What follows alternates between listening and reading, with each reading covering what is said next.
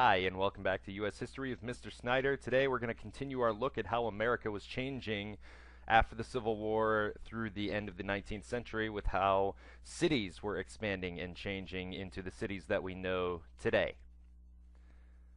Let's take a look at all of our learning targets. I've listed the sub-targets here along with them, so don't freak out. We're going to analyze the causes of urban growth. If you haven't noticed now, we have a lot of cause and effect here in U.S. history. We'll explain how technology actually improved life in the city with all of these new people. And we will see how these city dwellers solved the problems caused by this rapid urban growth. There were problems, we came up with solutions to it. So let's get started. In the late 1800s, people began moving from the rural farm areas to urban cities in a process known as urbanization. And urbanization is when the number of cities in America and the people living in them rose significantly, and we became a lot more people living in cities than people living in the country or rural areas. Three causes of this: unskilled labor was needed for the factories, so that is why the immigrants stayed in the city, because there were a lot of jobs there. So immigration slash unskilled labor was needed.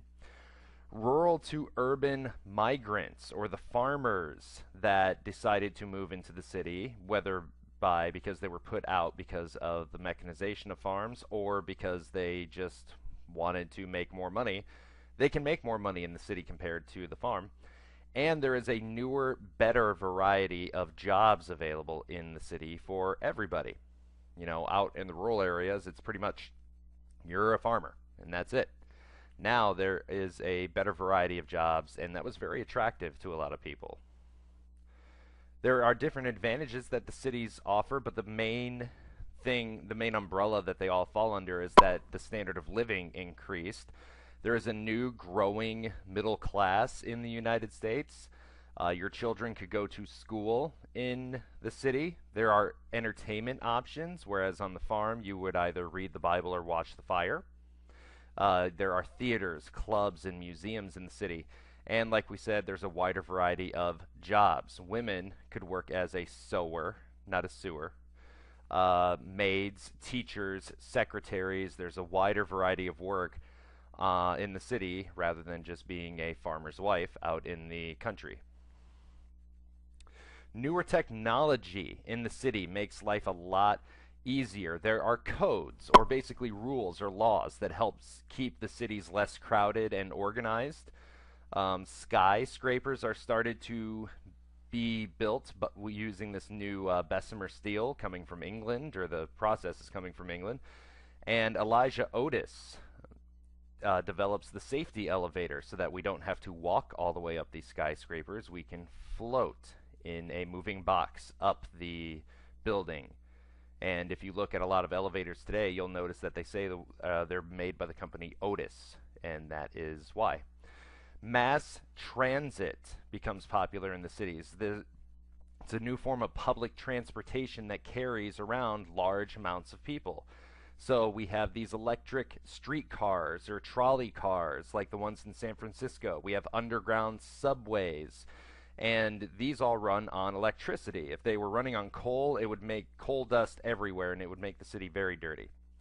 The richer people quickly move out of these crowded and quickly becoming dirty cities into the suburbs, which are the cleaner, quieter outskirts of the city.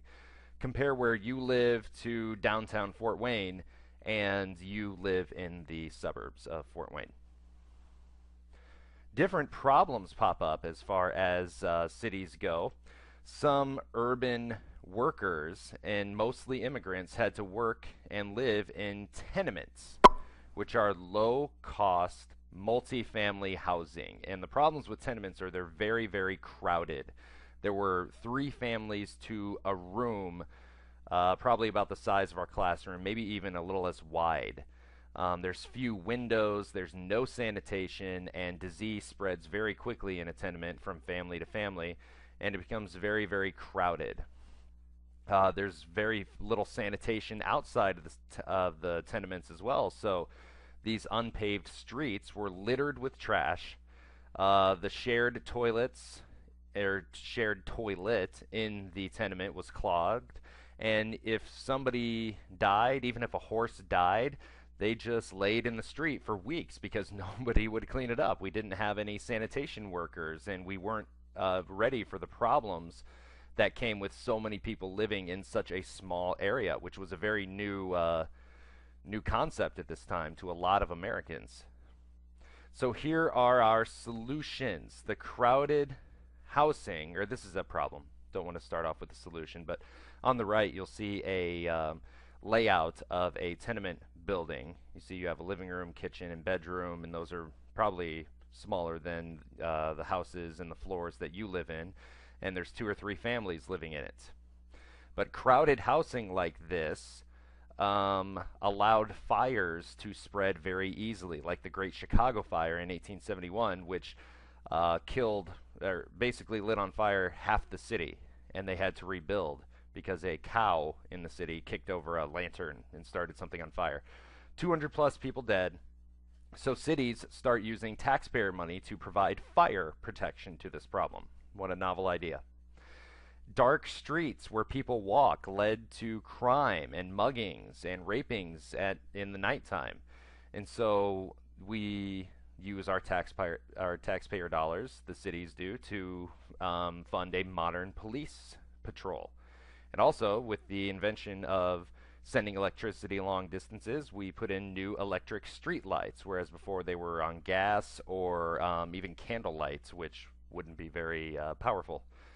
And a problem that we even still have today is gangs in the cities form along racial and ethnic lines, and especially in these multi-ethnic tenement housing, make it very unsafe to live in that part of the city. So let's review how cities expanded and changed. Again, try to answer these without looking. What are 3 causes of urbanization? Unskilled labor was needed for the factories, and so immigrants moved to the cities or stayed in the cities. Rural to urban migrants can make more money in the city than they could on the farm, and there's a newer, better variety of jobs. And describe tenement housing, just adjectives that come to mind when you think of tenement housing. Low cost, multifamily, cramped, dark, dirty, no ventilation, no sanitation, shared bathrooms, disease spreads easily. And that's all I have for you today about the growth of cities here in America in the latter half of the 19th century. And I'll see you in class for next section. See you later.